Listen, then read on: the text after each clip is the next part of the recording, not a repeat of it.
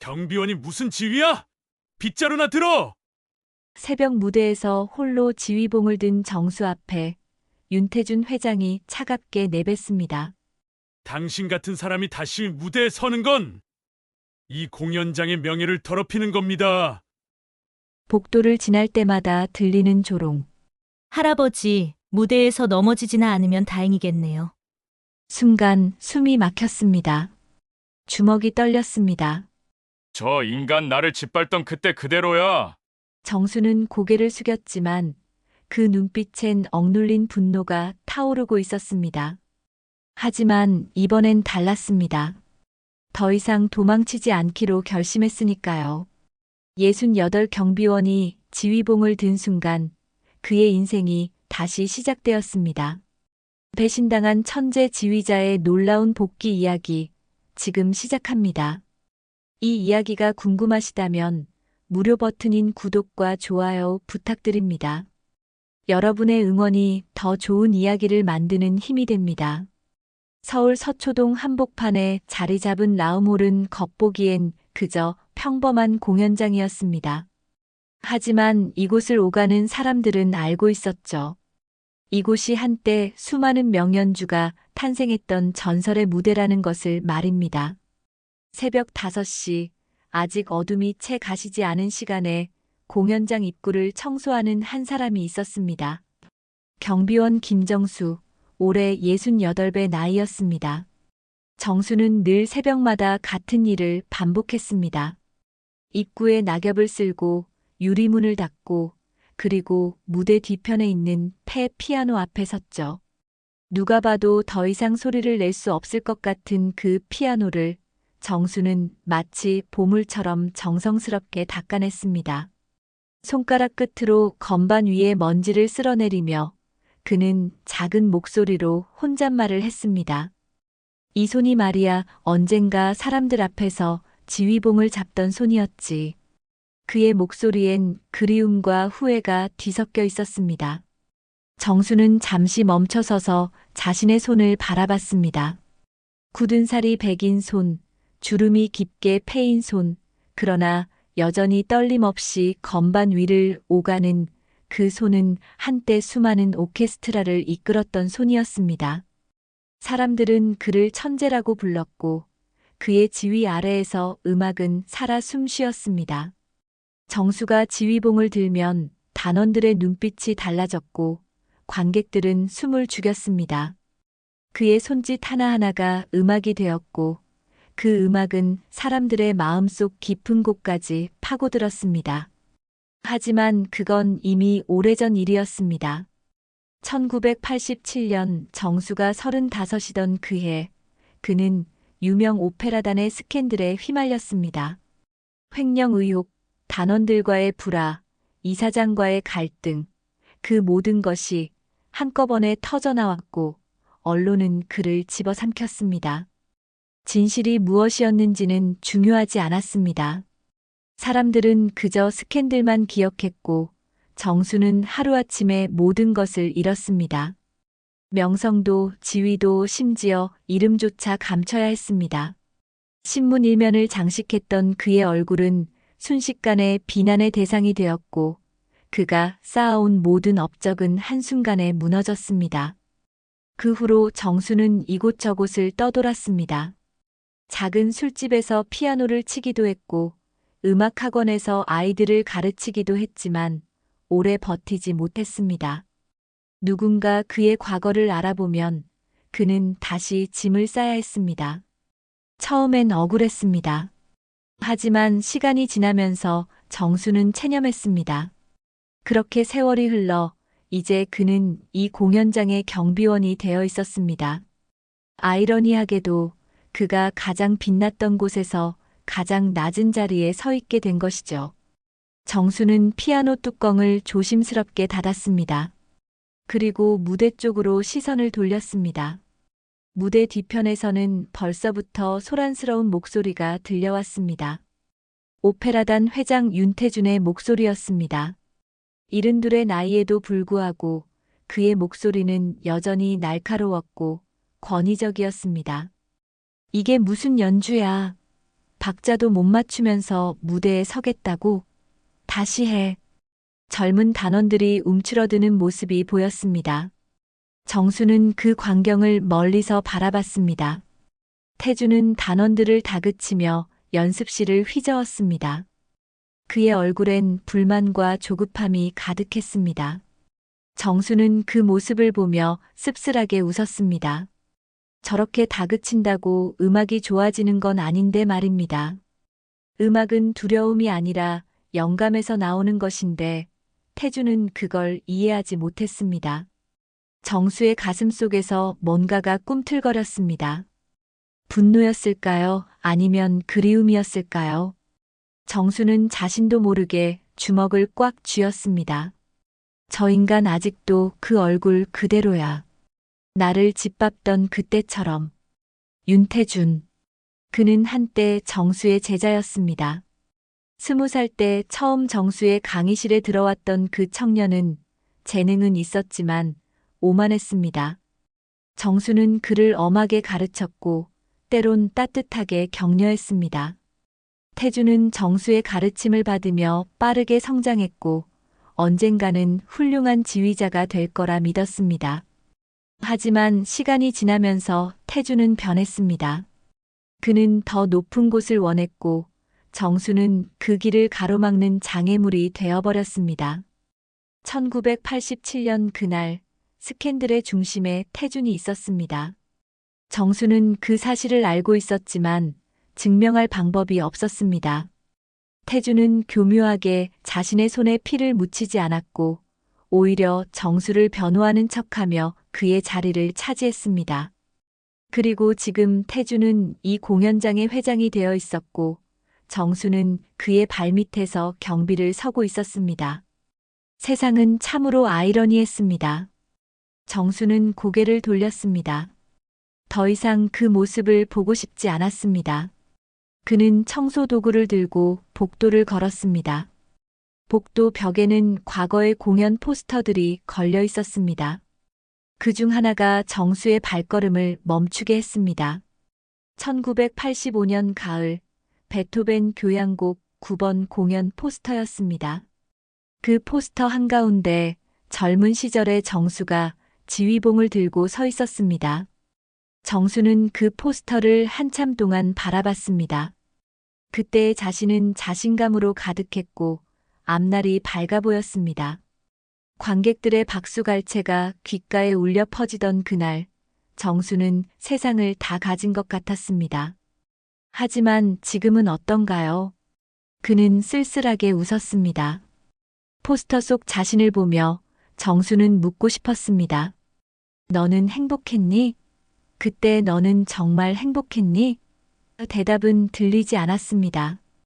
그저 오래된 포스터의 빛바랜 색만이 그를 바라보고 있을 뿐이었습니다. 정수는 다시 걸음을 옮겼습니다. 경비실로 돌아온 정수는 낡은 의자에 앉았습니다. 라디오를 켜자 클래식 음악이 흘러나왔습니다. 모차르트의 레퀴엠이었습니다. 정수는 눈을 감았습니다. 음악이 그의 귓속으로 흘러들어왔고 그의 손가락은 저절로 박자를 세고 있었습니다. 비록 지휘봉은 없었지만 그의 손은 여전히 음악을 기억하고 있었습니다. 손끝이 공중에서 움직일 때마다 정수는 과거의 무대 위에 서 있는 자신을 떠올렸습니다.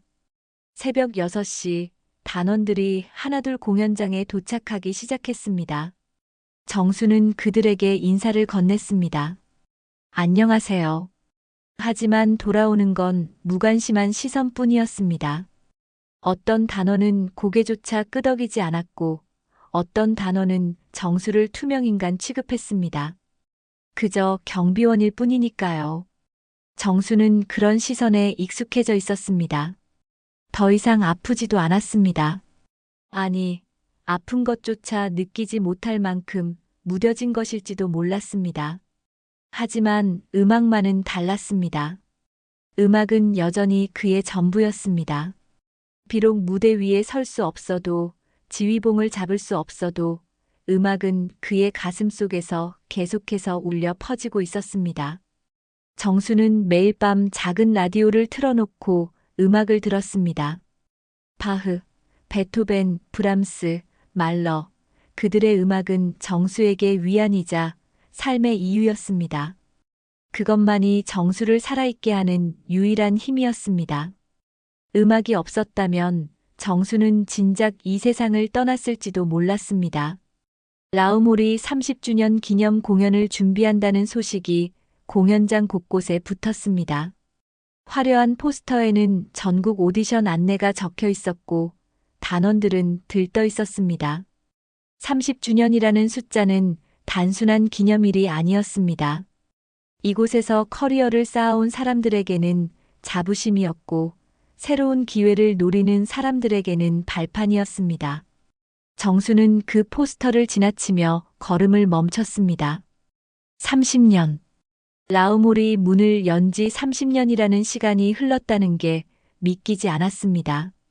정수가 이곳에서 마지막으로 지휘봉을 잡았던 게 1986년이었으니 그때로부터도 거의 40년이 흐른 셈이었습니다. 세월은 참으로 빠르게 흘러갔습니다. 그리고 그 세월 속에서 정수는 너무나 많은 것을 잃었습니다. 어느 날 오후 정수는 음향실 근처를 지나가고 있었습니다. 평소 같았으면 그냥 지나쳤을 텐데 그날은 왠지 발걸음이 그곳으로 향했습니다. 음향실 문이 반쯤 열려 있었고 안은 어두웠습니다. 정수는 주위를 둘러본 뒤 조심스럽게 안으로 들어갔습니다. 음향 장비들이 가득한 그곳에는 먼지가 쌓인 상자들이 여기저기 놓여 있었습니다.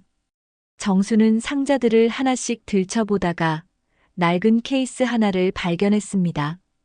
케이스를 열자 그 안에는 오래된 지휘봉이 들어 있었습니다. 정수의 심장이 쿵 하고 뛰었습니다. 지휘봉. 그것은 단순한 막대기가 아니었습니다. 정수에게 지휘봉은 삶 그 자체였습니다. 손을 뻗어 지휘봉을 집어들자 그 순간 온몸에 전율이 흘렀습니다. 이게 여기 있었구나. 정수는 지휘봉을 손에 쥐고 한참을 서 있었습니다. 손에 닿는 감촉이 낯설면서도 익숙했습니다. 마치 오랜 친구를 다시 만난 것 같았습니다. 정수는 지휘봉을 들고 음향실을 나왔습니다. 그리고 경비실로 돌아와 그것을 책상 서랍 깊숙이 숨겨두었습니다. 아무도 모르게 말입니다. 그날 밤 정수는 잠을 이룰 수 없었습니다. 지휘봉이 자꾸만 머릿속에 떠올랐습니다. 그리고 한 가지 생각이 그의 마음을 사로잡았습니다. 단 한 번만이라도, 다시 한 번만이라도 지휘를 해보고 싶다는 생각이었습니다. 아무도 없는 곳에서, 아무도 보지 않는 곳에서, 그저 자신만을 위해서라도 말입니다.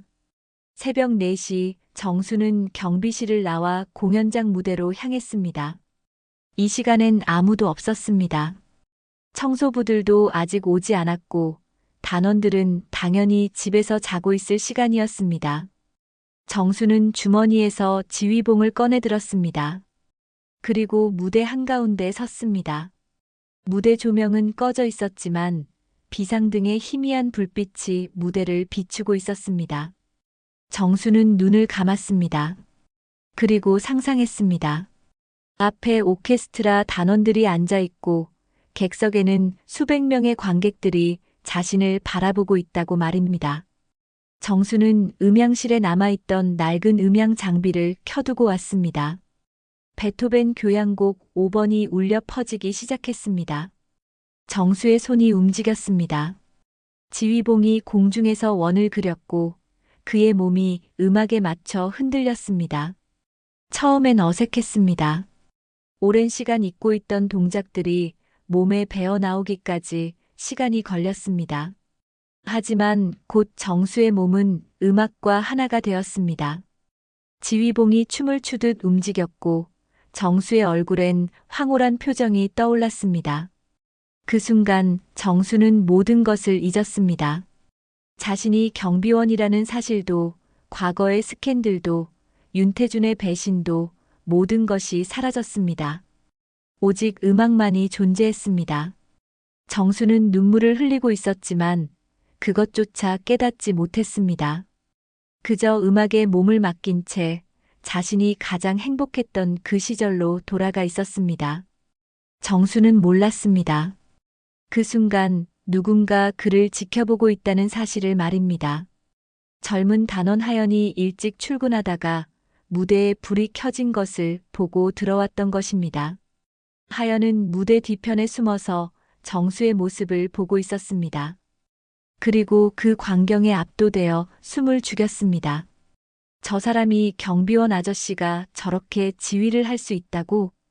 하연은 자신도 모르게 휴대폰을 꺼내 들었습니다. 그리고 정수의 모습을 영상으로 담기 시작했습니다. 정수의 손놀림, 그의 표정, 그의 몸짓 하나하나가 예술이었습니다. 하연은 음악을 전공한 사람으로서 알 수 있었습니다. 저건 단순히 흉내내는 게 아니라 진짜 실력이라는 것을 말입니다. 음악이 끝났습니다. 정수는 지휘봉을 내리고 깊은 한숨을 내쉬었습니다. 그리고 무릎이 꺾였습니다. 너무나 오랜만에 온 힘을 다해 지휘를 했더니 다리에 힘이 풀렸습니다. 정수는 무대 바닥에 주저앉아 거친 숨을 몰아쉬었습니다. 하지만 그의 얼굴엔 미소가 번졌습니다. 만족스러운 행복한 미소였습니다. 아직 할 수 있구나. 나도 아직 할 수 있어. 정수는 지휘봉을 가슴에 안았습니다. 그리고 천천히 일어나 무대를 떠났습니다. 하연은 정수가 완전히 사라질 때까지 숨어 있다가 조심스럽게 무대를 나왔습니다. 그리고 자신이 찍은 영상을 다시 재생해 봤습니다. 영상 속 정수의 모습은 마치 다른 사람 같았습니다. 평소에 구부정하고 초라한 경비원이 아니라 위엄있고 당당한 지휘자의 모습이었습니다. 하연은 고민했습니다. 이 영상을 어떻게 해야 할까? 그냥 지워버릴까 아니면 누군가에게 보여줄까? 하연은 결국 자신의 SNS 계정에 영상을 올렸습니다. 특별한 설명 없이 그저 새벽 무대에서 발견한 놀라운 광경이라는 짧은 문구만 달았습니다. 그리고 며칠 뒤 그 영상은 폭발적으로 퍼지기 시작했습니다. 경비원 지휘 영상, 진짜 프로 같다. 이 사람 누구야? 전문가 아냐? 저 손놀림 좀 봐. 장난 아닌데? 댓글이 수천 개씩 달렸고 조회수는 순식간에 수십만을 넘어섰습니다. 공연장 안에서도 소문이 퍼졌습니다. 단원들은 영상을 보며 수군거렸고 누군가는 정수를 다른 눈으로 보기 시작했습니다. 하지만 정수는 그 사실을 전혀 알지 못했습니다. 여전히 경비실에 앉아 라디오를 들으며 하루를 보내고 있었을 뿐이었습니다. 그러던 어느 날 회장실 문이 열렸습니다. 윤태준이 태블릿을 들고 나왔습니다. 그의 얼굴은 굳어 있었고 눈빛은 차가웠습니다. 비서가 그에게 보여준 영상, 그 영상 속 인물을 보는 순간 태준은 온몸이 굳었습니다. 저 사람 김정수 아냐? 태준은 영상을 멈추고 화면을 확대했습니다. 늙고 초라해진 모습이었지만 그 얼굴을 잊을 수 없었습니다. 자신의 스승이었던 그 사람, 자신이 무너뜨렸던 그 사람이었습니다. 태준의 손이 떨렸습니다. 분노였을까요? 아니면 두려움이었을까요? 당장 저 경비원을 내 앞으로 데려와. 태준의 목소리는 낮고 차가웠습니다. 경비실 문이 거칠게 열렸습니다. 비서 2명이 들어와 정수를 바라봤습니다. 회장님께서 찾으십니다. 차갑고 딱딱한 목소리였습니다. 정수는 순간 가슴이 철렁 내려앉았습니다. 무슨 일일까? 혹시 새벽에 무대를 사용한 게 들통난 걸까? 정수는 천천히 일어나 비서들을 따라 회장실로 향했습니다. 복도를 걷는 동안 정수의 머릿속은 복잡했습니다.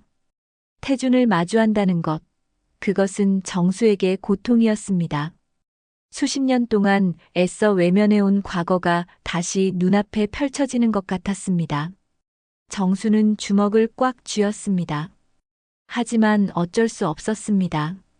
여기서 도망칠 수도 없었고 거부할 수도 없었습니다. 회장실 문이 열렸습니다. 넓고 호화로운 공간, 그 한가운데 윤태준이 서 있었습니다. 태준은 창밖을 바라보고 있다가 천천히 고개를 돌렸습니다.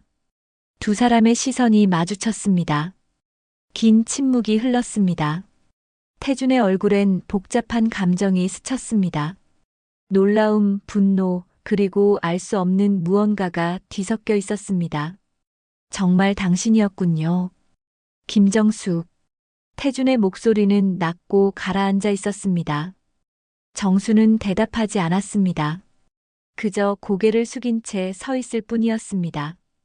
태준은 책상 위에 태블릿을 집어들었습니다. 그리고 영상을 재생했습니다. 정수가 무대에서 지휘하는 모습이 화면에 나타났습니다. 이게 뭡니까? 당신이 무슨 권리로 우리 무대에서 이딴 장난을 합니까? 태준의 목소리가 높아졌습니다. 정수는 여전히 침묵했습니다. 태준은 책상을 손으로 탁 쳤습니다. 대답을 하라고요. 당신이 경비원이면 경비원답게 빗자루나 들어야지. 지휘봉은 왜 듭니까? 그 말에 정수의 고개가 천천히 들렸습니다. 정수의 눈빛이 변했습니다. 순종적이고 고분고분했던 경비원의 눈빛이 아니었습니다.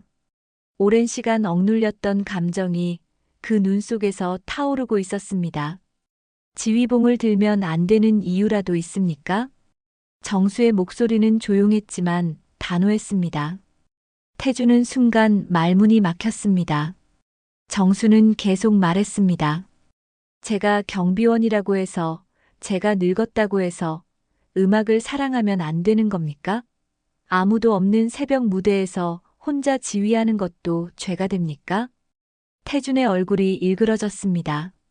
당신은 이곳에 있어선 안 되는 사람이에요. 당신 같은 사람이 다시 무대에 서는 건 이 공연장의 명예를 더럽히는 겁니다. 명예라고요? 정수가 쓴웃음을 지었습니다. 그 명예를 누가 더럽혔는지 회장님은 잘 아시지 않습니까? 태준의 얼굴이 굳었습니다. 정수는 한 걸음 앞으로 나아갔습니다. 1987년 그날 제 악보를 누가 훔쳤습니까? 제 명의로 된 횡령 의혹을 누가 만들어냈습니까? 당신이 그때 무슨 짓을 했는지 저는 다 알고 있습니다. 닥쳐요. 태준이 소리쳤습니다. 그의 목소리엔 분노와 함께 두려움이 섞여 있었습니다. 증거도 없으면서 함부로 말하지 마세요. 당신이 망한 건 당신 잘못이에요. 나한테 책임 떠넘기지 마세요. 정수는 고개를 저었습니다. 저는 책임을 떠넘기려는 게 아닙니다. 그저 진실을 말하는 것뿐입니다. 정수는 태준을 똑바로 바라봤습니다. 하지만 괜찮습니다. 저는 이미 모든 걸 잃었으니까요. 더 이상 잃을 것도 없습니다. 태준은 책상에 기대숨을 고르며 말했습니다. 좋아요. 그럼 당장 이 공연장에서 나가세요. 당신은 오늘부로 해고입니다. 정수는 예상했다는 듯 고개를 끄덕였습니다. 알겠습니다. 그리고 돌아서 문을 향해 걸었습니다. 바로 그때 회장실 문이 열렸습니다. 젊은 단원 하연이 황급히 들어왔습니다. 회장님 잠깐만요. 태준이 인상을 찌푸렸습니다. 지금 무슨 상황인지 모르겠어요? 나가세요. 하지만 하연은 물러서지 않았습니다. 회장님, 그 영상 보셨죠? 조회수가 100만을 넘었어요. 사람들이 김정수 선생님을 찾고 있어요. 언론사에서도 취재 요청이 들어오고 있고요. 태준의 표정이 더욱 굳어졌습니다. 하연은 계속 말했습니다. 그리고 저는 알아요. 김정수 선생님이 누구신지. 제가 음악 역사를 공부하면서 선생님에 대해 배웠어요. 선생님은 천재 지휘자였고 수많은 명연주를 만들어낸 분이에요. 정수는 하연을 놀란 눈으로 바라봤습니다. 하연은 정수에게 다가가며 말했습니다. 선생님, 그 영상 제가 올린 거예요. 죄송해요. 허락도 받지 않고요. 하지만 저는 사람들이 선생님의 진짜 모습을 봐야 한다고 생각했어요. 정수는 아무 말도 하지 못했습니다. 하연은 태준을 향해 돌아섰습니다. 회장님, 지금 공연장 밖에 사람들이 모여 있어요. 김정수 선생님을 보고 싶다고요. 이건 기회예요. 30주년 기념 공연에 선생님을 초대하면 엄청난 화제가 될 거예요. 태준은 창밖을 바라봤습니다. 정말로 공연장 앞에 사람들이 모여 있었습니다. 기자들도 보였고 카메라를 든 사람들도 있었습니다. 태준의 머릿속이 복잡해졌습니다. 이 상황을 어떻게 처리해야 할까? 정수를 내쫓으면 여론이 나빠질 것이고 그렇다고 받아들이자니 자존심이 허락하지 않았습니다. 그때 태준의 휴대폰이 울렸습니다. 후원사 대표의 전화였습니다. 태준은 전화를 받았습니다. 네, 회장님. 전화 너머로 들리는 목소리는 흥분되어 있었습니다. 윤 회장, 그 경비원 지휘자 영상 봤어요? 대박이던데요? 우리가 30주년 기념 공연에 그 사람 특별 무대 만들면 어때요? 홍보 효과 장난 아닐 것 같은데. 태준은 입술을 깨물었습니다. 후원사의 압박, 여론의 관심, 그리고 자신의 자존심 사이에서 태준은 갈등했습니다. 전화를 끊은 태준은 정수를 바라봤습니다. 정수는 여전히 침착한 표정으로 서 있었습니다. 태준은 마침내 입을 열었습니다. 좋아요. 당신에게 기회를 주겠어요. 30주년 기념 공연 오디션에 참가하세요. 거기서 실력을 보여주면 무대에 설 수 있어요. 정수는 의아한 표정을 지었습니다. 오디션이요? 그래요. 공정하게 실력으로 승부하자는 겁니다. 태준의 목소리엔 도전적인 기운이 담겨 있었습니다. 하지만 떨어지면 다신 이 공연장에 발도 들이지 마세요. 어때요? 할 수 있겠어요? 정수는 잠시 생각했습니다. 그리고 천천히 고개를 끄덕였습니다. 알겠습니다. 하겠습니다. 하연의 얼굴에 미소가 번졌습니다. 하지만 태준의 얼굴엔 차가운 미소만이 떠올랐습니다. 태준은 속으로 생각했습니다. 좋아, 그럼 무대에서 끝을 보자. 내가 얼마나 늙고 초라해졌는지 세상에 보여주겠어. 정수는 회장실을 나왔습니다. 복도를 걷는 정수의 등은 이전보다 조금 더 펴져 있었습니다. 오랜만에 느끼는 감정이었습니다. 두려움도 있었지만 동시에 설렘도 있었습니다. 다시 한번 무대에 설 수 있다는 것, 그것만으로도 정수의 가슴은 뛰기 시작했습니다. 소문은 빠르게 퍼졌습니다. 경비원 김정수가 30주년 기념 공연 오디션에 참가한다는 소식이 공연장 안팎으로 번져나갔습니다. 단원들은 두 부류로 나뉘었습니다. 어떤 이들은 정수를 응원했고 어떤 이들은 비웃었습니다. 경비원 주제에 무슨 오디션이야? 나이가 몇인데 지휘를 한다고? 복도를 지날 때마다 정수는 그런 수군거림을 들어야 했습니다. 심지어 어떤 단어는 대놓고 조롱했습니다. 할아버지, 무대에서 넘어지지나 않으면 다행이겠네요.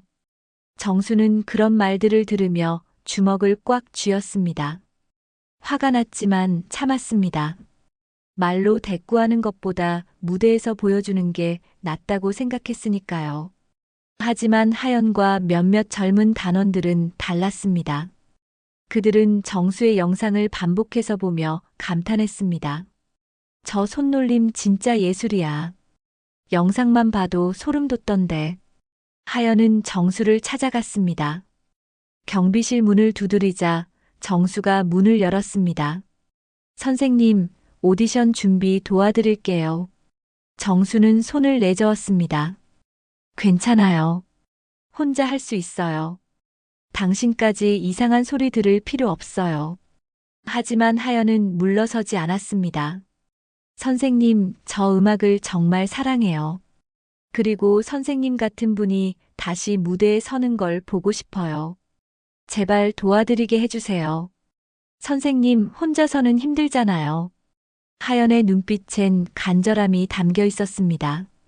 정수는 하연의 진심 어린 눈빛을 보며 마음이 흔들렸습니다. 결국 정수는 고개를 끄덕였습니다. 정말 고맙습니다. 하지만 폐를 끼치고 싶지 않아요. 하연은 환하게 웃었습니다. 폐가 아니에요. 제가 하고 싶어서 하는 거예요. 그날부터 하연은 정수의 연습을 도왔습니다. 새벽마다 몰래 연습실 열쇠를 빌려 정수에게 공간을 제공했고 오케스트라 음원을 준비해 주었습니다. 때로는 다른 단원들을 설득해 정수의 연습에 동참하게 만들기도 했습니다. 처음엔 2~3명이었던 단원들이 점차 늘어나 나중엔 10명 가까이 되었습니다. 그들은 정수의 지휘를 따라 연주하며 감탄했습니다. 정수는 매일 밤 연습했습니다. 지휘봉을 들고 음악에 몸을 맡겼습니다. 처음엔 몸이 따라주지 않았습니다. 팔이 저리고 허리가 아팠습니다. 수십 년 동안 사용하지 않았던 근육들이 비명을 질렀습니다. 연습 후엔 파스를 붙이고 진통제를 먹어야 했습니다. 하지만 정수는 멈추지 않았습니다. 음악이 그를 다시 살아나게 했습니다. 손끝에서 느껴지는 박자, 귓속으로 들려오는 선율, 그 모든 것이 정수에게 생명을 불어넣었습니다. 연습실에서 정수는 변했습니다. 구부정했던 어깨가 펴졌고 흐릿했던 눈빛이 살아났습니다. 지휘봉을 든 그의 손은 마치 살아있는 생명체처럼 움직였습니다. 하연은 그 모습을 보며 감탄했습니다. 선생님 정말 멋지세요. 단원들도 다들 감동했어요. 정수는 부끄러운 듯 웃었습니다. 아직 멀었어요. 예전만 못해요. 손도 떨리고 박자도 가끔 놓치고 말이에요. 하지만 하연은 고개를 저었습니다. 아니에요. 선생님의 지휘에는 무언가 특별한 게 있어요. 단순히 기술이 아니라 영혼이 담겨 있어요. 다른 지휘자들은 정확하게 박자를 맞추지만 선생님은 음악을 느끼게 만들어요. 정수는 그 말에 가슴이 뜨거워졌습니다.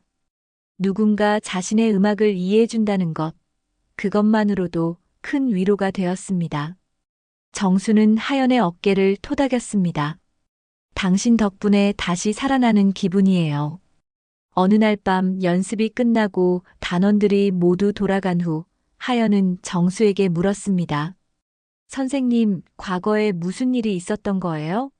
왜 무대를 떠나셨어요? 정수는 잠시 망설이다가 입을 열었습니다. 앉아요. 긴 이야기예요. 정수는 천천히 과거를 이야기하기 시작했습니다. 내가 20살 때 윤태주는 내 제자였어요. 재능 있는 학생이었죠.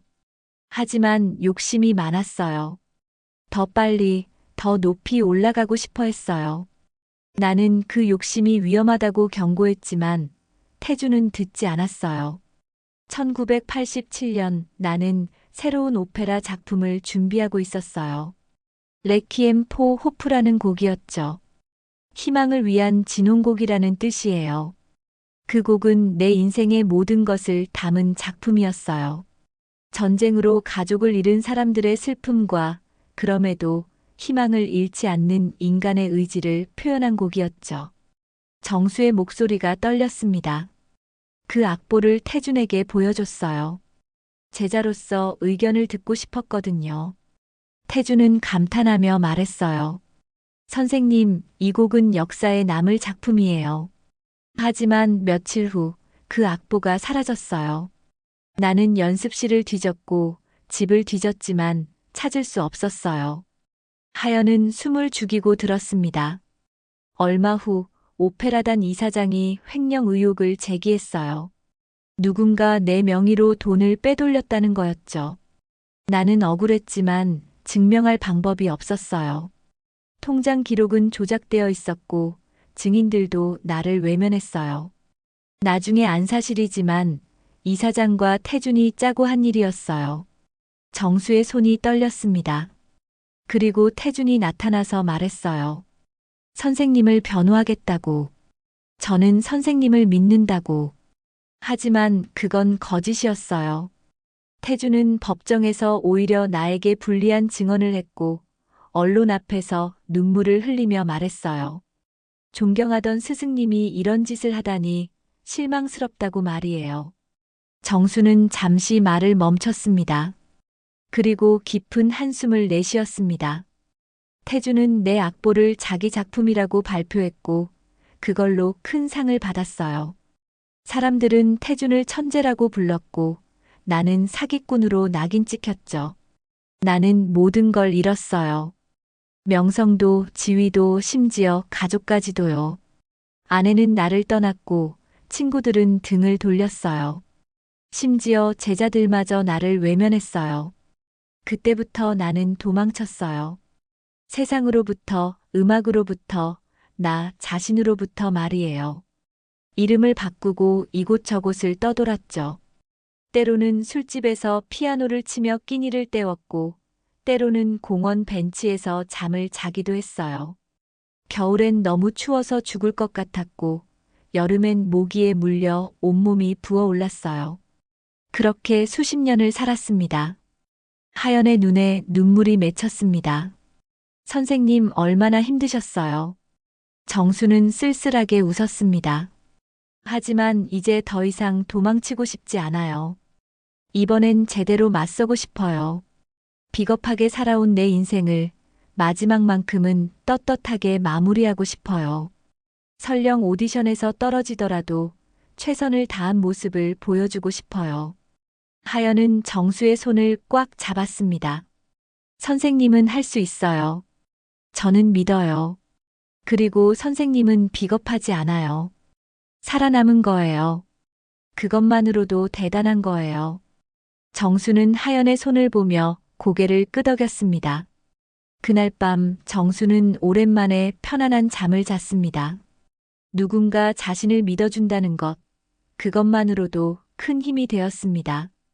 꿈속에서 정수는 젊은 시절의 자신을 보았습니다. 무대 위에서 자신감 넘치게 지휘하던 그 모습, 관객들의 박수갈채를 받던 그 순간들을 말입니다. 하지만 꿈은 곧 악몽으로 변했습니다.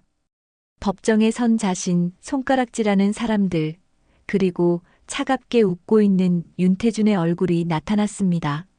정수는 식은땀을 흘리며 깨어났습니다.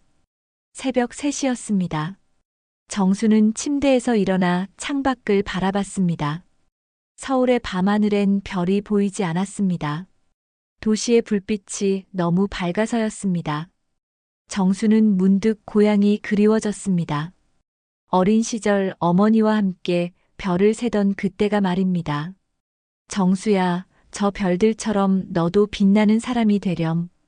어머니의 목소리가 귓가에 맴돌았습니다. 며칠이 지나고 오디션 날이 다가왔습니다.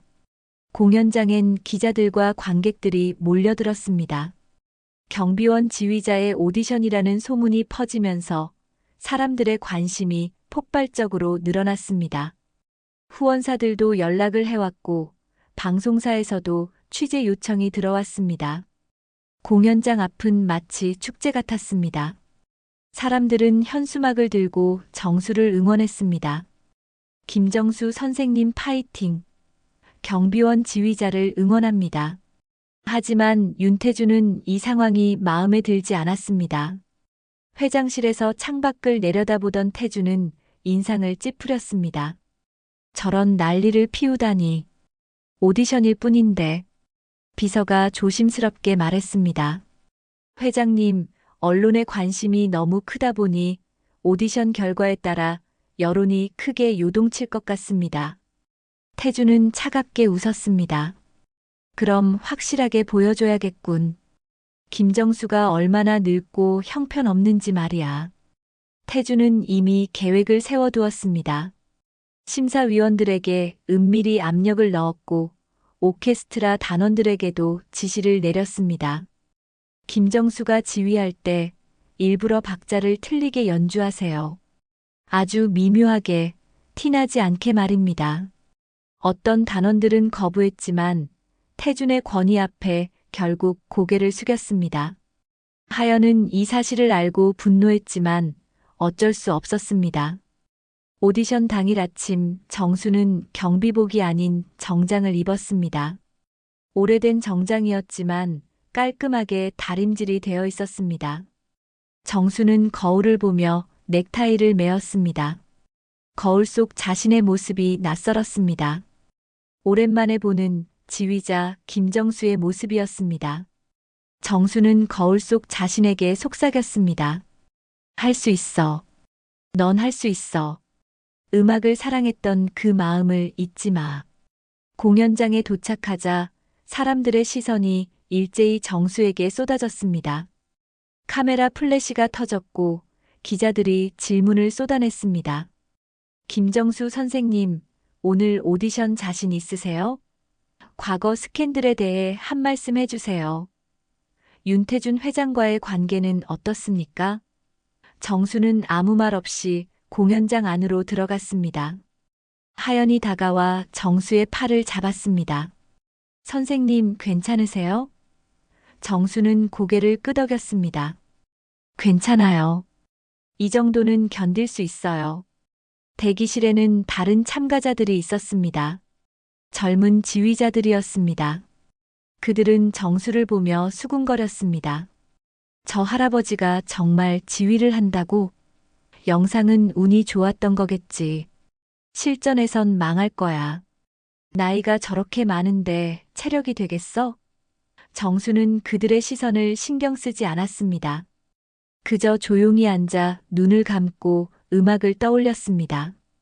베토벤의 교향곡 5번, 운명의 선율이 머릿속에서 울려 퍼졌습니다. 심사위원석에는 윤태준이 앉아 있었습니다. 그 옆으로 유명 지휘자들과 음악 평론가들이 자리했습니다. 태준은 정수를 바라보며 차갑게 미소 지었습니다. 심사위원 중 한 명이 태준에게 속삭였습니다. 회장님, 정말 공정하게 심사하는 거죠? 태준은 고개를 끄덕였습니다. 당연하죠. 실력으로 평가하는 겁니다. 하지만 그의 눈빛은 거짓말을 하고 있었습니다. 오디션이 시작되었습니다. 첫 번째 참가자가 무대에 올랐습니다. 젊고 패기 넘치는 지휘자였습니다. 그의 지휘는 정확했고 기술적으로 훌륭했습니다. 관객들은 박수를 보냈고 심사위원들은 만족스러운 표정을 지었습니다. 두 번째, 세 번째 참가자들도 모두 뛰어난 실력을 보여줬습니다. 정수는 그들을 보며 생각했습니다. 다들 잘하는구나. 나는 저들과 경쟁할 수 있을까? 드디어 정수의 차례가 되었습니다. 사회자가 마이크를 잡았습니다. 다음 참가자는 김정수 선생님입니다. 많은 분들이 기다리셨죠. 경비원에서 지휘자로 그의 도전이 시작됩니다. 관객석에서 환호성이 터졌습니다. 하연과 젊은 단원들이 일어나 박수를 쳤습니다. 하지만 일부 관객들은 냉소적인 표정을 지었습니다. 정수는 천천히 무대 위로 걸어갔습니다. 무대 조명이 정수를 비췄습니다.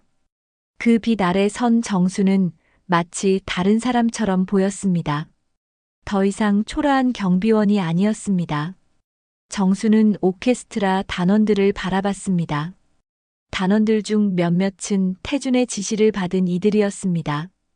그들은 정수를 보며 미묘한 표정을 지었습니다. 정수는 지휘봉을 들었습니다. 그리고 깊은 숨을 들이마셨습니다. 객석의 수백 명이 숨을 죽이고 정수를 바라봤습니다. 정수는 고개를 돌려 태준을 바라봤습니다. 두 사람의 눈빛이 공중에서 부딪혔습니다. 태준은 팔짱을 낀 채 차갑게 정수를 응시했습니다. 정수는 속으로 다짐했습니다. 이번엔 지지 않아. 음악으로 진실로 맞서겠어. 지휘봉이 천천히 올라갔습니다. 그리고 첫 박자가 시작되는 순간 공연장 전체가 고요해졌습니다. 정수의 손끝에서 음악이 흘러나오기 시작했습니다. 베토벤의 교향곡 5번 운명의 첫 음이 울려 퍼졌습니다. 따따따땅. 그 유명한 선율이 공연장을 가득 채웠습니다. 하지만 몇 초 후 이상한 일이 벌어졌습니다. 바이올린 파트의 단원 하나가 미묘하게 박자를 틀리게 연주했습니다. 그리고 첼로 파트도 마찬가지였습니다. 정수는 그것을 눈치챘습니다. 하지만 멈추지 않았습니다. 정수는 더욱 집중했고 지휘봉을 더욱 정확하게 움직였습니다. 정수의 눈빛이 단원들을 하나하나 사로잡았습니다. 그 순간 이상한 일이 일어났습니다. 태준의 지시를 받았던 단원들이 점차 정수의 지휘에 빠져들기 시작한 것입니다. 정수의 지휘엔 뭔가 특별한 힘이 있었습니다. 단순히 박자를 맞추는 게 아니라 음악의 영혼을 끄집어내는 힘이었습니다. 단원들은 자신도 모르게 정수의 지휘를 따라가기 시작했습니다. 객석의 사람들도 변했습니다. 처음엔 회의적이던 시선들이 점차 감동으로 바뀌었습니다. 어떤 관객은 눈물을 흘렸고 어떤 관객은 숨을 죽인 채 정수를 바라봤습니다. 음악이 절정에 다다랐습니다. 정수의 온몸이 땀으로 젖어들었지만 그의 손은 멈추지 않았습니다. 마지막 음이 울려 퍼지고 정수의 손이 천천히 내려왔습니다. 공연장은 완벽한 침묵에 잠겼습니다. 몇 초간의 정적, 그것은 마치 시간이 멈춘 것 같았습니다. 그리고 갑자기 관객석에서 누군가 일어나 박수를 치기 시작했습니다. 하연이었습니다. 그녀의 박수 소리가 공연장에 울려 퍼지자 마치 신호라도 된 듯 관객들이 일제히 일어나 박수를 쳤습니다. 우레와 같은 박수 소리가 터져 나왔습니다. 브라보! 김정수! 사람들은 환호했고 일부는 눈물을 닦았습니다. 오케스트라 단원들도 악기를 내려놓고 박수를 쳤습니다. 태준의 지시를 받았던 단원들조차 감동을 숨길 수 없었습니다. 그들은 서로를 바라보며 고개를 끄덕였습니다. 이건 진짜야. 이건 예술이야. 정수는 무대 위에서 잠시 멍하니 서 있었습니다. 박수 소리가 귓속으로 들려왔지만 마치 꿈속 같았습니다. 정수의 눈에서 눈물이 흘러내렸습니다. 수십 년 동안 잊고 있던 감정이었습니다. 무대 위에서 느끼는 환희, 관객들과 하나가 되는 순간 그 모든 것이 정수를 압도했습니다. 정수는 깊이 허리를 숙여 인사했습니다. 박수 소리는 더욱 커졌습니다. 하지만 심사위원석의 윤태준만은 표정이 굳어 있었습니다. 태준은 박수를 치지 않았습니다. 팔짱을 낀 채 차갑게 정수를 바라볼 뿐이었습니다. 옆에 앉은 다른 심사위원들은 감탄하며 메모를 했습니다. 이건 정말 놀라운 무대였어요. 기술을 넘어선 예술이었습니다. 하지만 태준은 침묵했습니다. 정수가 무대에서 내려왔습니다. 하연이 달려와 정수를 껴안았습니다. 선생님, 정말 대단하셨어요. 최고였어요. 다른 단원들도 다가와 정수를 축하했습니다. 선생님, 정말 감동받았어요. 눈물이 날 뻔했어요. 정수는 그들의 손을 하나하나 잡으며 고맙다고 말했습니다. 대기실로 돌아온 정수는 의자에 앉아 깊은 숨을 내쉬었습니다. 온몸이 땀으로 젖어 있었고 다리가 후들거렸습니다.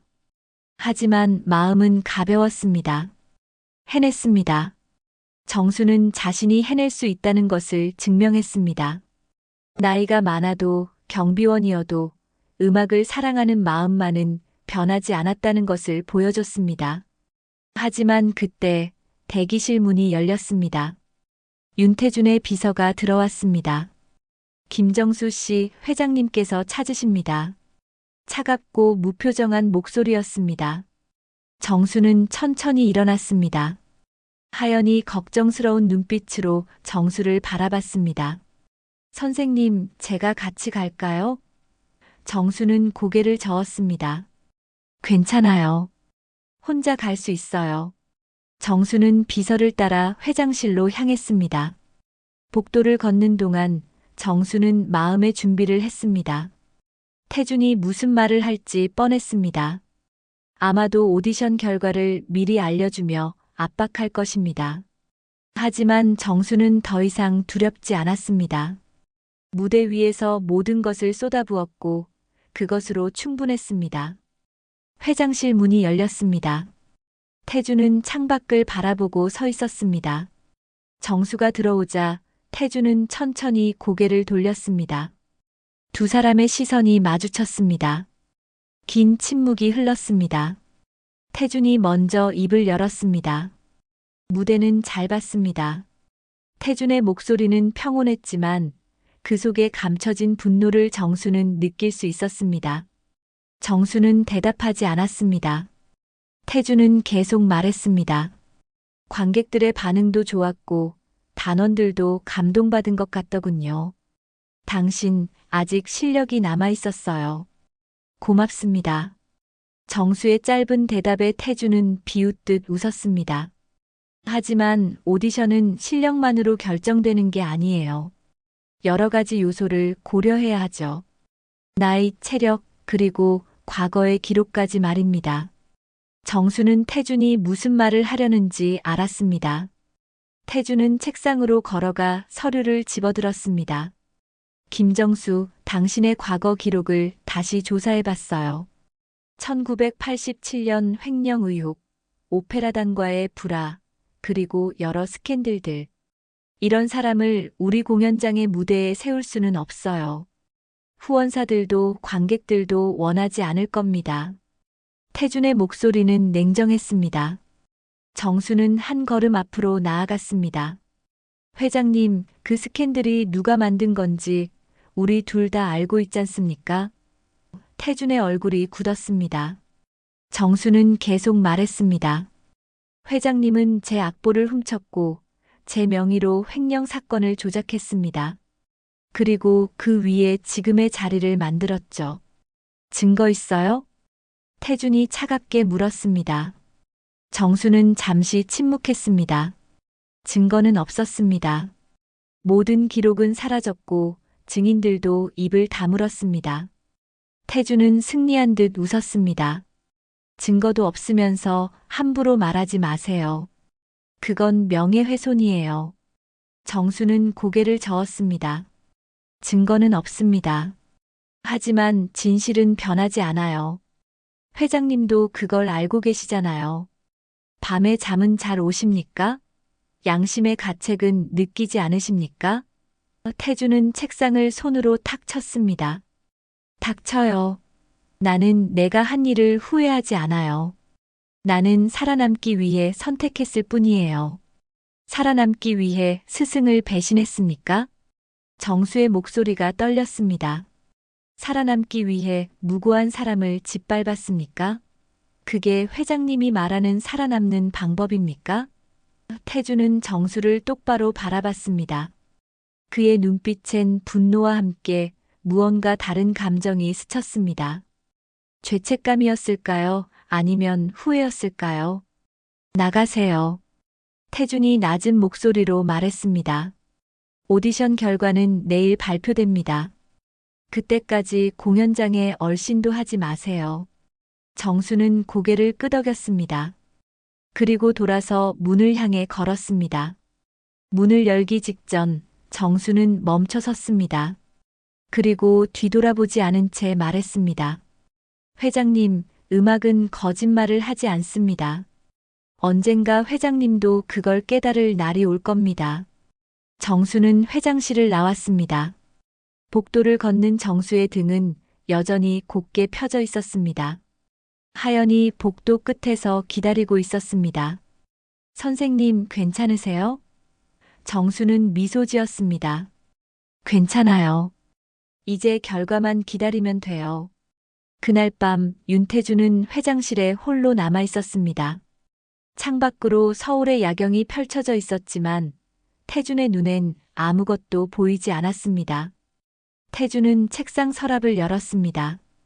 그 안에는 오래된 악보 한 장이 있었습니다. 레퀴엠 포 호프, 정수가 작곡한 태준이 훔친 그 악보였습니다. 태준은 악보를 꺼내 들었습니다.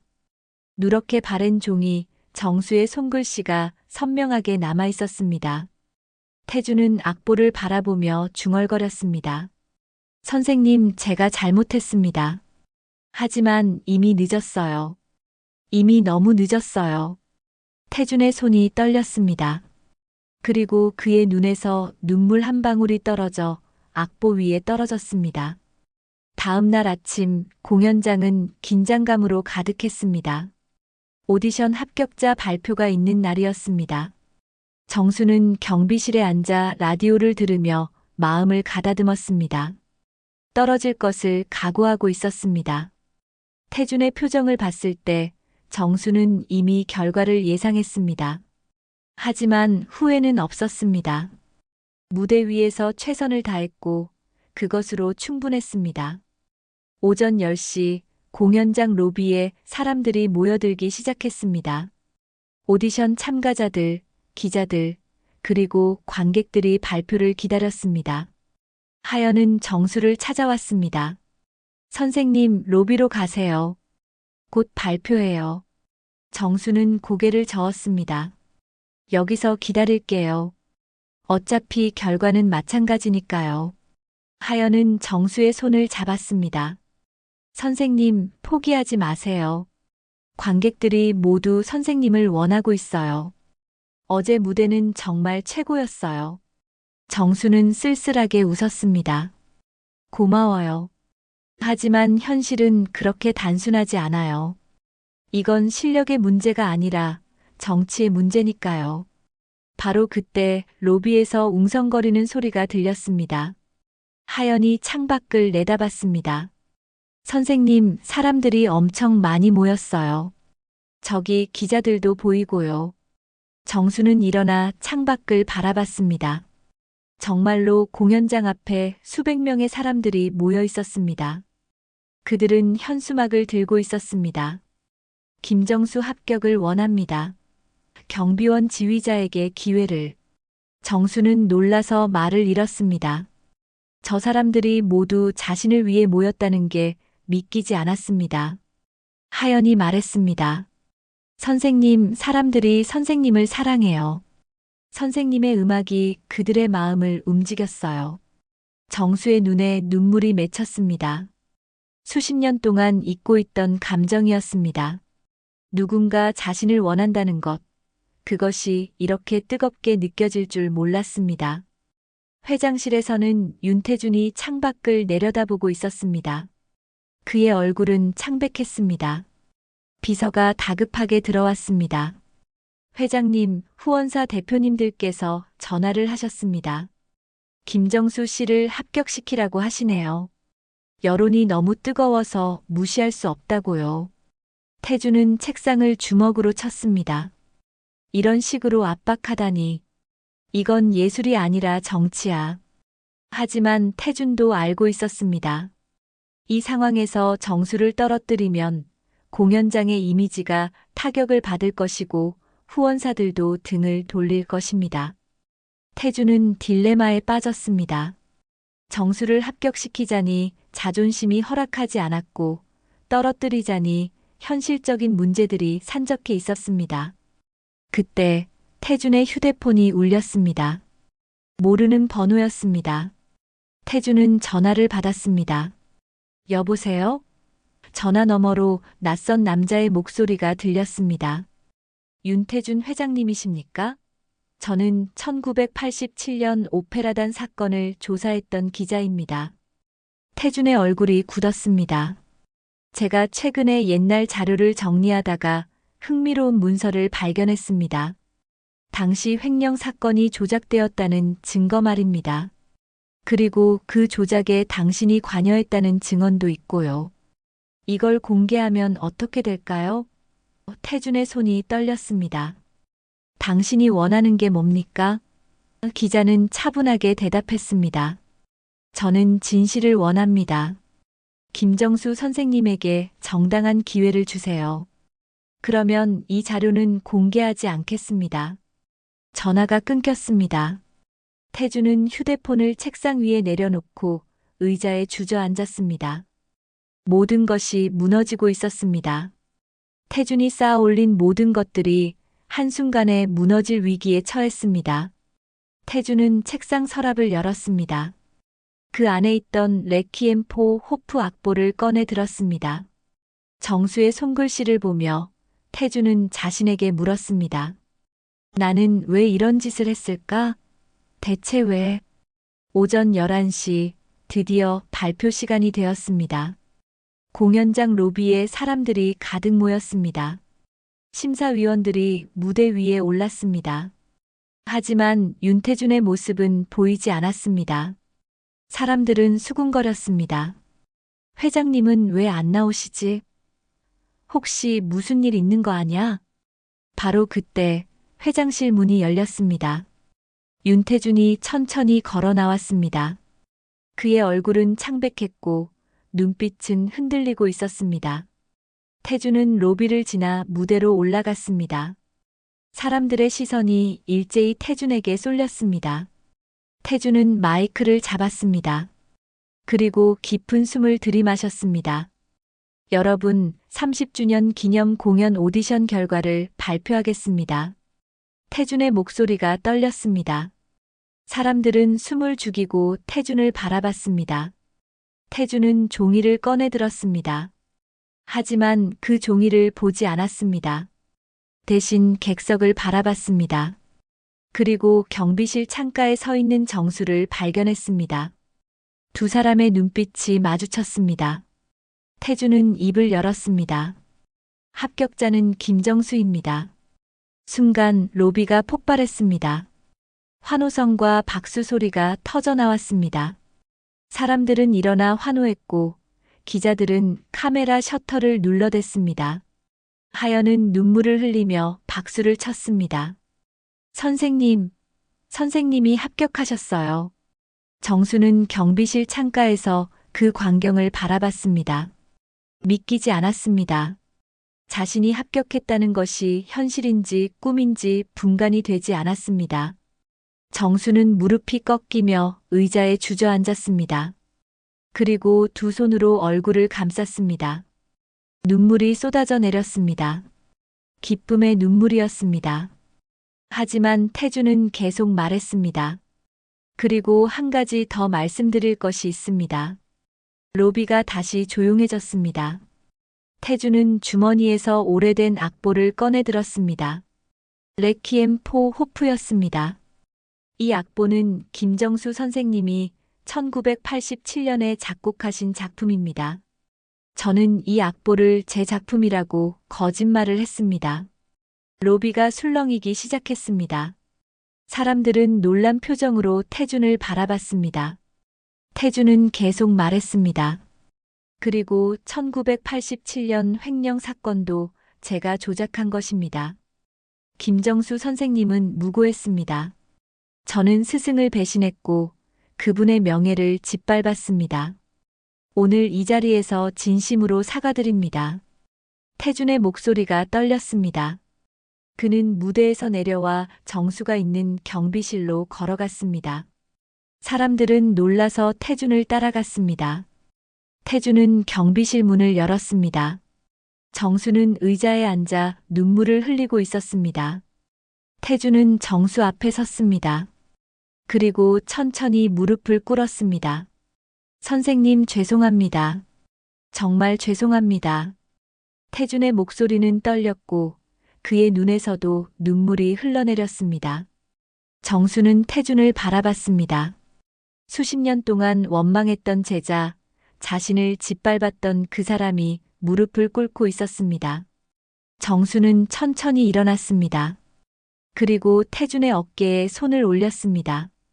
일어나세요. 정수의 목소리는 조용했지만 따뜻했습니다. 음악은 미워함으로 완성되지 않아요. 당신이 그걸 알게 되었다면 그것으로 충분합니다. 태준은 고개를 들어 정수를 바라봤습니다. 정수는 태준에게 손을 내밀었습니다. 태준은 그 손을 잡고 일어났습니다. 두 사람은 서로를 바라봤습니다. 그리고 긴 포옹을 나눴습니다. 로비에 모인 사람들은 그 광경을 보며 눈물을 흘렸습니다. 하연은 소리내어 울었고 단원들도 눈시울을 붉혔습니다. 이것은 단순한 합격 발표가 아니었습니다.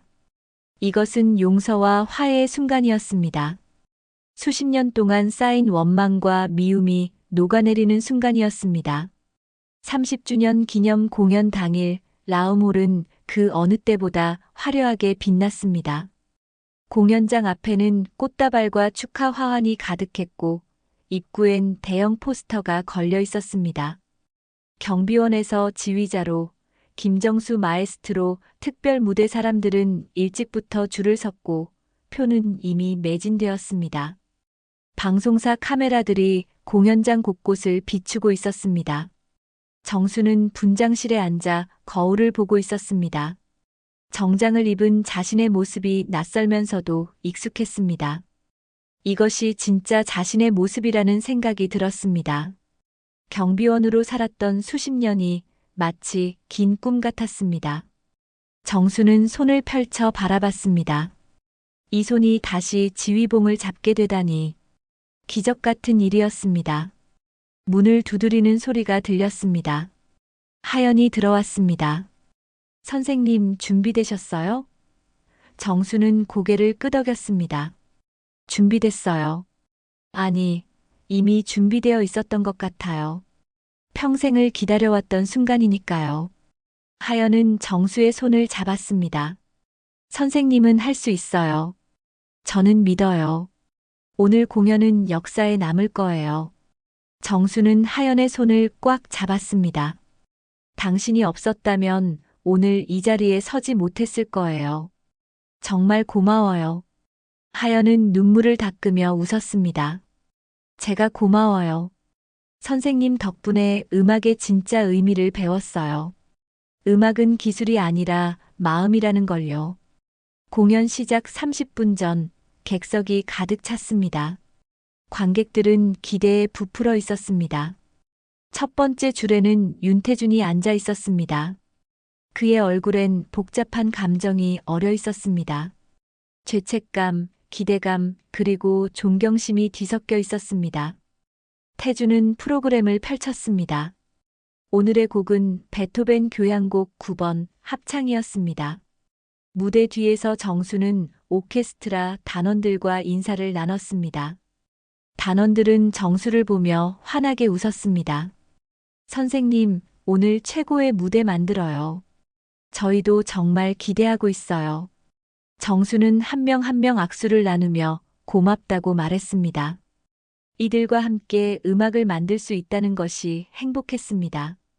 드디어 공연 시작 시간이 되었습니다. 조명이 어두워지고 객석이 조용해졌습니다.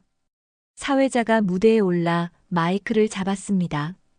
여러분, 오늘 저희는 특별한 무대를 준비했습니다. 경비원에서 지휘자로 불가능을 가능으로 만든 김정수 마에스트로를 모시겠습니다. 박수 소리가 터져 나왔습니다. 무대 옆 문이 열리고 정수가 천천히 걸어 나왔습니다. 스포트라이트가 정수를 비췄습니다. 정수는 관객들을 향해 깊이 인사했습니다. 박수 소리는 더욱 커졌습니다. 정수는 지휘대 앞에 섰습니다. 그리고 오케스트라 단원들을 바라봤습니다. 단원들은 악기를 준비하며 정수를 응시했습니다. 정수는 지휘봉을 들었습니다.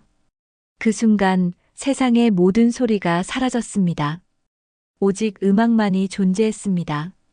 정수는 깊은 숨을 들이마셨습니다. 그리고 지휘봉을 천천히 올렸습니다. 첫 음이 울려 퍼졌습니다. 베토벤 교향곡 9번의 시작이었습니다. 정수의 손이 공중에서 춤을 췄습니다. 지휘봉이 그리는 궤적마다 음악이 살아났습니다. 오케스트라는 마치 하나의 생명체처럼 움직였습니다. 바이올린의 섬세한 선율, 첼로의 깊은 울림, 트럼펫의 당당한 소리, 모든 것이 조화를 이루었습니다. 정수는 온몸으로 음악을 표현했습니다. 그의 얼굴엔 환희가, 그의 눈빛엔 열정이 가득했습니다. 관객들은 숨을 죽이고 공연을 지켜봤습니다. 어떤 이는 눈을 감고 음악에 빠져들었고 어떤 이는 눈물을 흘렸습니다. 음악은 단순한 소리가 아니었습니다.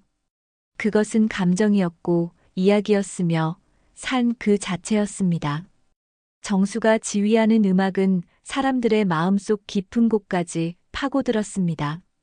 사악장 합창이 시작되었습니다. 합창단이 일어나 노래하기 시작했습니다.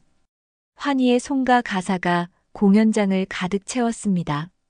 정수는 더욱 힘차게 지휘봉을 흔들었습니다. 그의 온몸이 땀으로 젖어들었지만 그는 멈추지 않았습니다. 음악이 절정에 다다랐습니다. 모든 악기가, 모든 목소리가 하나로 합쳐졌습니다. 윤태주는 객석에서 그 광경을 보며 눈물을 흘렸습니다. 이것이 진짜 음악이었습니다. 이것이 정수가 평생 추구했던 예술이었습니다. 태주는 깨달았습니다.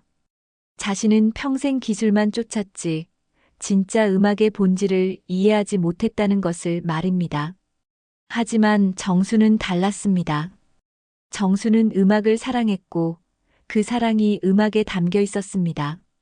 마지막 음이 울려 퍼졌습니다. 정수의 손이 천천히 내려왔습니다. 그리고 공연장은 완벽한 침묵에 잠겼습니다. 몇 초간의 정적, 그것은 마치 영원 같았습니다. 그리고 갑자기 우레와 같은 박수 소리가 터져 나왔습니다. 관객들은 일어나 박수를 쳤습니다. 브라보, 김정수, 환호성이 공연장을 가득 채웠습니다. 정수는 무대 위에서 깊이 인사했습니다. 그리고 오케스트라 단원들을 향해 박수를 보냈습니다. 단원들도 일어나 정수에게 박수를 쳤습니다.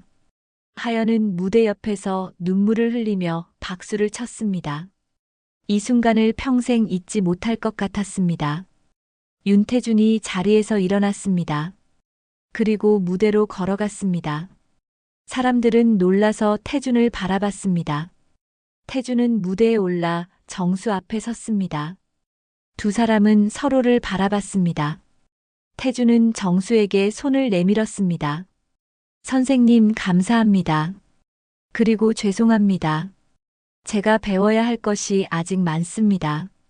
정수는 태준의 손을 잡았습니다. 음악은 경쟁이 아니에요. 함께 나누는 거죠. 당신도 이제 그걸 알게 되었으니 그것으로 충분해요. 두 사람은 포옹했습니다. 관객들은 다시 한번 박수를 쳤습니다. 이것은 단순한 공연이 아니었습니다. 이것은 화해의 순간이었고 용서의 시간이었습니다. 공연이 끝난 후 정수는 다시 경비초소로 돌아갔습니다. 하지만 이제 사람들이 부르는 호칭은 달랐습니다. 김정수 선생님, 마에스트로. 사람들은 정수를 보며 존경의 눈빛을 보냈습니다. 정수는 여전히 경비복을 입고 공연장을 지켰지만 이제 그는 더 이상 초라한 경비원이 아니었습니다. 그는 예술가였고 지휘자였으며 무엇보다 자신의 꿈을 포기하지 않은 사람이었습니다. 며칠 후 신문 일면에는 큰 기사가 실렸습니다. 경비원에서 지휘자로 인생 2막의 기적 기사에는 정수의 사진과 함께 그의 이야기가 자세히 담겨 있었습니다. 사람들은 그 기사를 보며 감동했고 정수는 순식간에 유명 인사가 되었습니다. 하지만 정수는 변하지 않았습니다. 여전히 겸손했고 여전히 음악을 사랑했습니다. 윤태주는 조용히 정수의 공연 티켓을 품에 넣으며 중얼거렸습니다. 스승님, 이번엔 제가 배워야 할 차례입니다. 음악의 진짜 의미를, 삶의 진짜 가치를 말입니다. 태주는 창밖을 바라봤습니다. 하늘이 맑게 개어 있었고 구름 사이로 햇살이 비쳐 들어왔습니다. 정수는 경비초소 앞에 서서 하늘을 올려다봤습니다. 새들이 자유롭게 날아가고 있었습니다. 정수는 미소 지으며 중얼거렸습니다. 늦었지만 내 인생도 다시 연주할 수 있겠구나. 이제 시작이야. 진짜 내 음악의 시작 말이야. 바람이 불어왔고 정수의 머리카락을 흩날렸습니다. 정수는 눈을 감고 그 바람을 느꼈습니다. 그 바람 속에는 희망이 담겨 있었습니다. 경비원에서 지휘자로 김정수의 인생 2막 이야기 어떠셨나요? 나이는 숫자에 불과하다는 것, 꿈을 포기하지 않으면 기적은 일어난다는 것을 보여준 감동적인 이야기였습니다. 여러분의 인생에도 아직 시작하지 않은 2막이 있지 않나요? 오늘 이 이야기가 여러분께 작은 용기가 되었기를 바랍니다. 이 이야기가 마음에 드셨다면 무료 버튼인 좋아요 버튼을 눌러주세요. 그리고 구독 버튼을 눌러 알림 설정까지 해두시면 앞으로도 감동적인 이야기를 계속 만나보실 수 있습니다. 댓글로 여러분의 생각도 들려주세요.